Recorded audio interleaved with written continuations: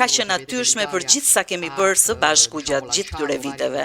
Ju e dini që Italia ka lanshuar nisma të ndryshme, siç është nisma e Ministrisë Punëve të Jashtme, falenderoj ministrin Tajani, miq të Ballkanit Perëndimor, të vendeve të Ballkanit Perëndor, pra kemi qenë mbështetës të parë të anëtarësimit të tyre. Ne vazhdojmë të themi që ky nuk është aq një zgjerim i Europës, por një ribashkim i saj. Nuk jemi ne ata që e vendosim se kush është evropian dhe kush jo, dhe Shqipëria sigurisht është një vend, një komb evropian. Ajo që na takon ne është ta ndihim këtë proces në mënyrën më serioze dhe nëse është e mundur më të shpejt të mundshme, sepse dhe kjo është në interesin ton.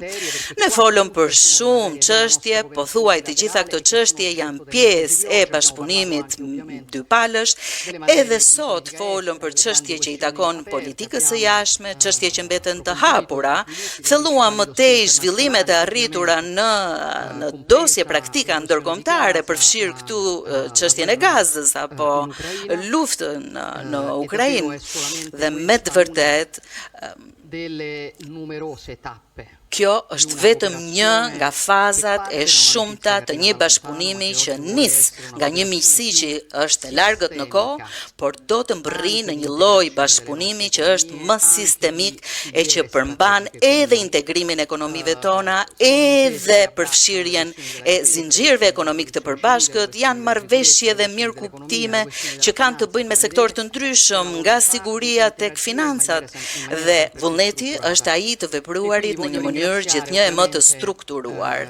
E pra, do të doja të falenderoja në radhë të parë kryeministrin Rama, por dua të falenderoj edhe ministrët, ambasadorët dhe të gjitha stafet që kanë punuar për këtë ditë, që siç e thash, është një ditë historike që hap një fazë tërësisht të re në marrëdhëniet tona dypalshe. Të lutem Edi. Faleminderit Kryeministre, faleminderit Giorgia. Unë do të vazhdoj të flas në italisht, pasi sot